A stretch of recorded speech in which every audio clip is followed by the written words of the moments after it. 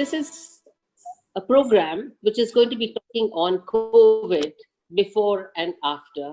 And I have an excellent panel with me who is going to be debating upon the positivity and the negativity of COVID.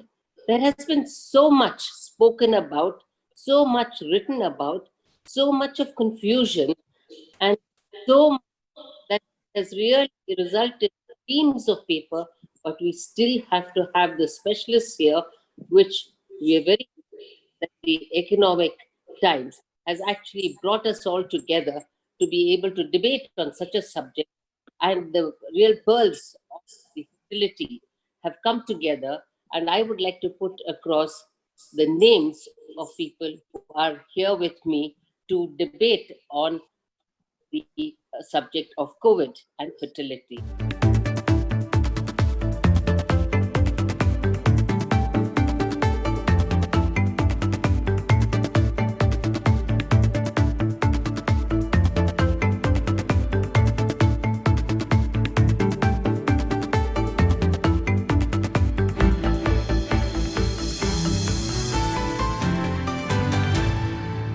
Let's just get on to the first speaker, fertility landscape in India till now, and how fertility treatment happened till COVID started. Dr. Firoza.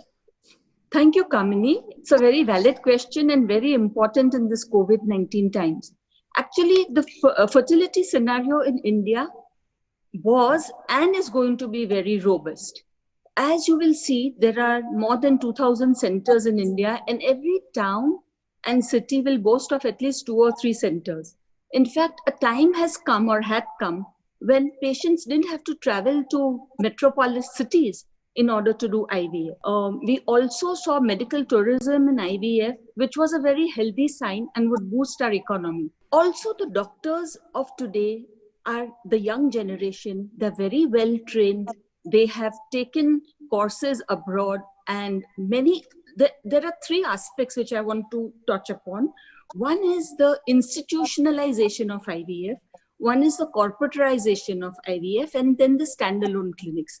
These are 3 models which are doing extremely well in India. There is one important facet, and that is the doctor-patient relationship. IVF was very specific to the patient and doctor. A patient would say, "Doctor, you are like God. I want you present for my pickup. I want you present for my transfer." So that was a very soft side of IVF. Perhaps we will later on elucidate how that may change in the COVID-19 and post-COVID-19 times. Thank you, Kamini, for your question. Thank you, Firoza. But all was all hunky-dory till, of course, COVID entered in. COVID, Corona, of course, I thought was a crown till, of course, COVID made its presence. And what happened? A whole problem, commotion, confusion. And here in walks our debonair Rishikesh Pai to tell me what exactly really happened in the confusion time of COVID. Rishikesh. So I remember that we had our annual conference of the Indian Society for Assisted Reproduction in March, and during right that moment, the COVID started breaking into India, and by the end of March, it had really started exploding all over the world, and we knew that there is some major disaster that is coming into our country, and we started reacting to it. Medical organizations within the country, the IMA, the Federation of Gynec Societies of India came out with a GCPR, which Government of India has even accepted. And then our 2 main fertility organizations came in, the Indian Society for Assisted Reproduction and the Indian Fertility Society. So there was a major chaos. We didn't know what was happening, whether this affects the patient or not, whether there's going to be a problem with the child. And slowly the paper started coming out of China and from United States, because by the time by mid-April and end of April, there were a lot of, so this was the advantage, because the medical community started publishing. We were coming to terms with the disease. This was a totally new disease.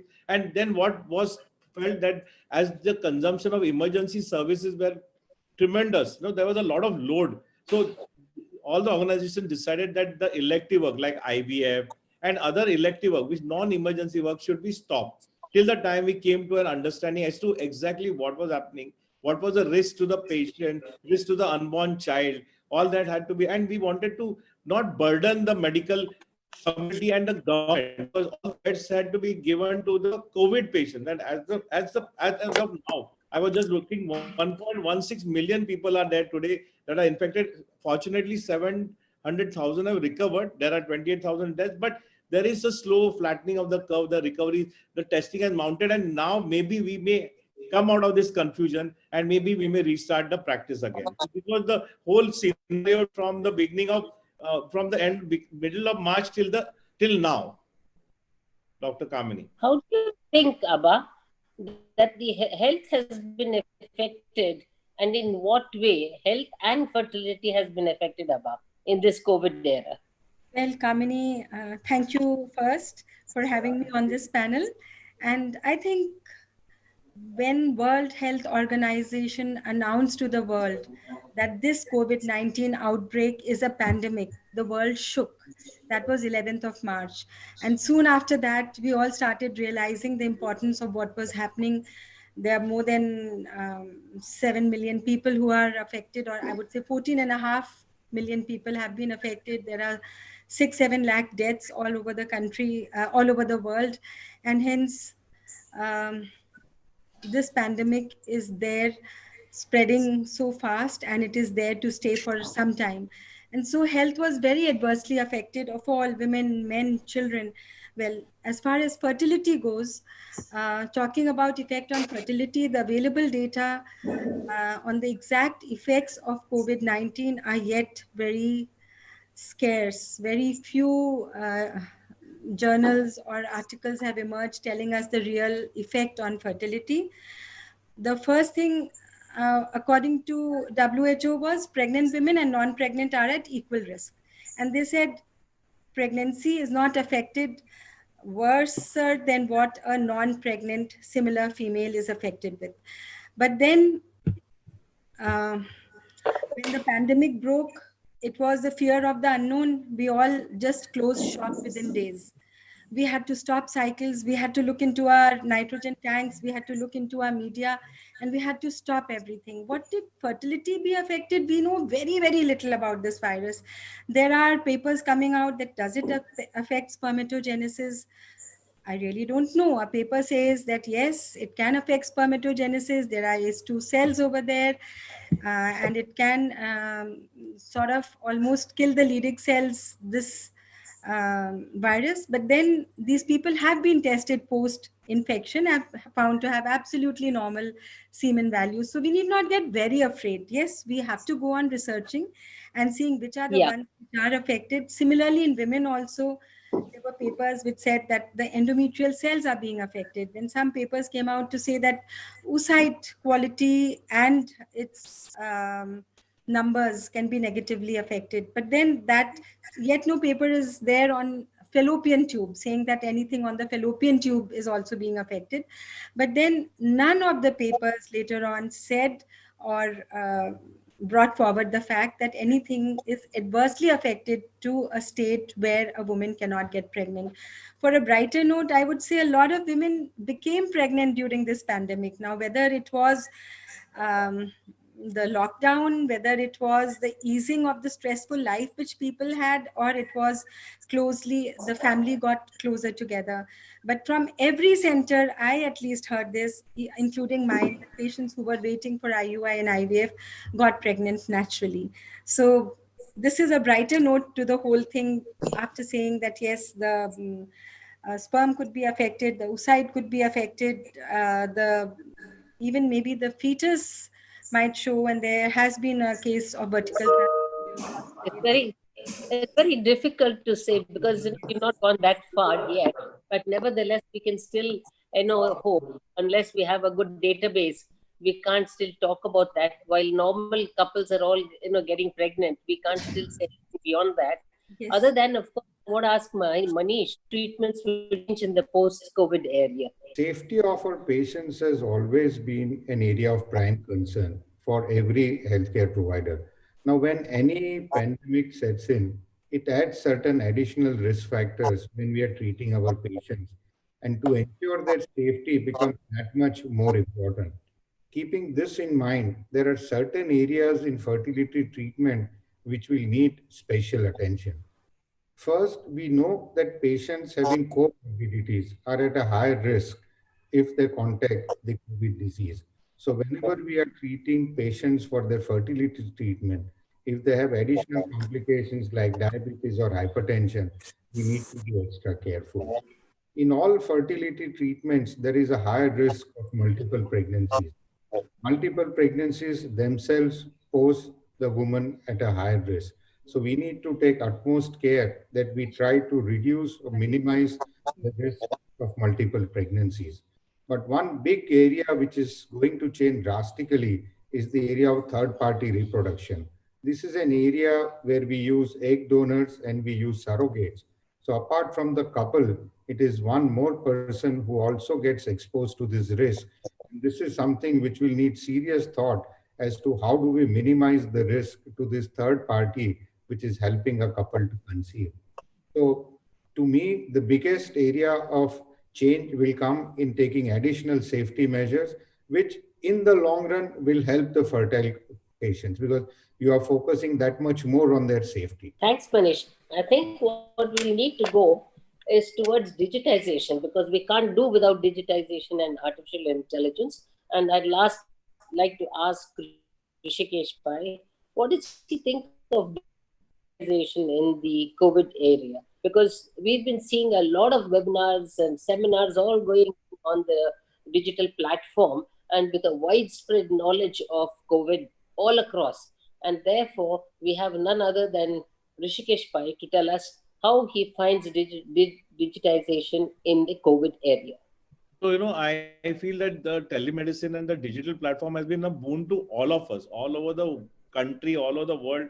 I think internet has really been the savior for the whole world in this COVID times. We can talk with each other. Just now we are on the digital platform, all of us, and a lot of communication occurred through that. And this has actually percolated into our practice as well. So in the infertility practice, you can do almost everything now because, it's very dangerous for the patient also to come too many times often to the hospital. So by minimizing the visits to the hospital, by talking on the phone, by having video consultation, you can have so many platforms are there which we have got like WhatsApp and so many different video platforms are there. You can communicate. You can even now many of us are sending the laboratory diagnostics. They go home and collect the blood and all that. So most of the things you can minimize the patient interaction, patients coming into the actual big hospital areas because there are a lot of other patients, infected patients that are there.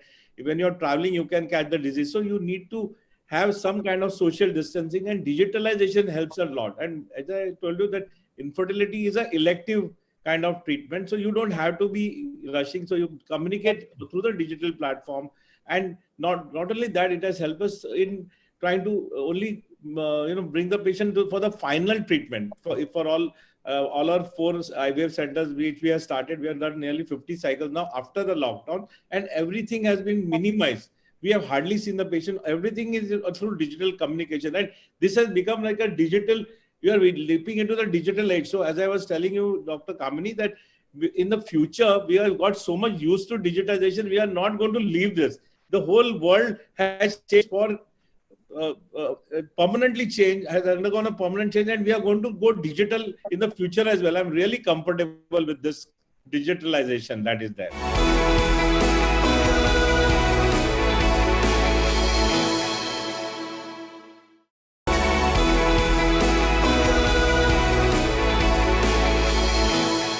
Now we cannot lose out on the farmer who's also been at the cutting edge of trying to find something with the COVID. And now we know that farmer has been doing a lot. So we'd like to find out how is the farmer really helping us during the COVID times, the challenging times, and how are they going to be helping the public, the medical people at large?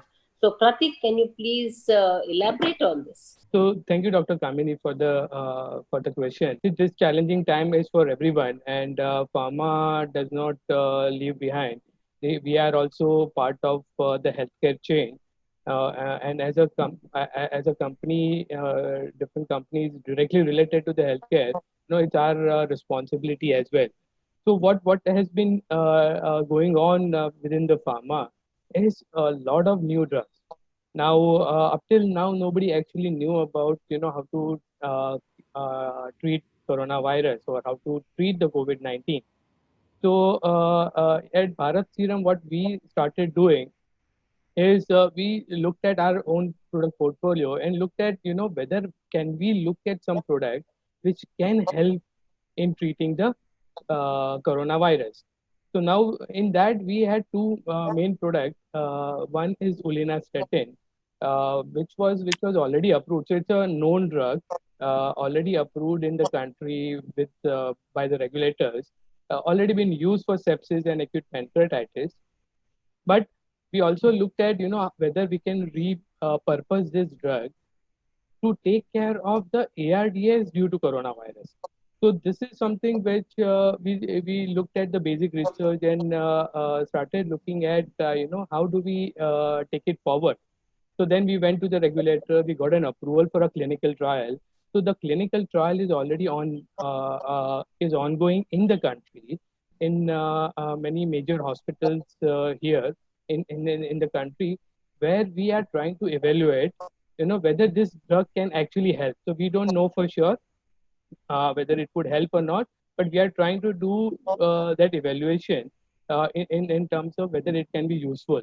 Of course, for that also we received the regulatory approval, because as a company we go by what the regulation says. So that is one very important aspect of repurposing, because especially going and finding out new drug altogether takes a very long time. So as you all know, that we don't have that much of time. Also, looking at, you would have heard a lot about the plasma therapy, which is ongoing. So, as a company which is quite big in immunoglobulins, we looked at, if we can have immunoglobulins against the COVID antigen. So that is something which we are already doing in terms of, trying to basically look at, can we manufacture the immunoglobulins against the coronavirus antigen. So there is a platform which we use, which is like plasma fractionation platform technology. Of course, very early stages. It is not even in clinical. It is in a preclinical stages of development. But if successful, it would actually help in bridging the scarcity caused by the human plasma. So everybody talks about human plasma therapy, but everybody knows that how scar it is. It's not routinely available. So that is something which we are trying to do. And similarly, many other companies, they have repositioned their drug. So, and everybody started evaluating, whether we can do something which will be directly useful for the treatment. So that is one which is directly bang on to the coronavirus. Of course, there are many other things which we can do is in terms of, how do we make patients aware of the certain aspects. So there are many things which pharma is already doing in terms of supporting, how patients get their medicine Yeah. by no Very- contact delivery and all those things. So patient awareness programs, especially considering, see, this is one of the awareness program only which pharma is doing, BHV, Bharat Serum is doing, is to promote that, everything is not that bad. We are in a phase where we have to start living with this condition. We don't know for sure when it would go away. So how do we educate the patient in terms of that everything is not bad? We can still go ahead and start our routine work. So that those are the few things which I felt pharma can support and which are already doing. Yeah, Pratik, we've got a whole lot of vaccines coming along, and I think that is something that we should be talking about, and very close on the heels of a whole lot of new drugs. We've got these vaccines coming along, and who knows, by the end of this year, as our Prime Minister has said, that we may have a vaccine coming in, a whole lot of herd immunity coming in, a lot of other things that are happening that has really got the entire country on its edge. At the end of it, I must say, I must add this, because I think we are really short of time, but I must make some bullet points over here. First and foremost, I must thank all my panelists for having done a wonderful job have given bullet points about COVID-19, but I must say that it has decreased the carbon footprint. It has also given positivity in terms of hygiene. It has also given efficiency in terms of digitization. So COVID is all not bad. COVID is positivity, and it has actually changed the way we actually look at our own hygiene. When was the last time you actually washed your hands 10 times a day pre-COVID? Now you washed your hands more than 10 times. I mean, when was the time when we really did those sort of things? These are some of the things that we should thank COVID for. I hope that this remains with us, and we continue using that hygiene forward. And of course, we will never know how much COVID is going to affect the future generations. Still, we have a very good database, and this database has to be collected by all organizations, whether it is different sort of departments. And I think especially in our area, particularly at the level of the egg, the sperm, the embryo, as well as in terms of the pregnancy, then following that the development of the child, etc. But the generations, etc., we will only know their IQ. In fact, they may be even better than what we are today, because maybe it has changed some of the genes that is there right now. So hopefully we will not have such a bad time like we've had now. Of course, our entire level of our GDP and everything has fallen, but it has certainly brought up our hygiene to an extent that is just not possible.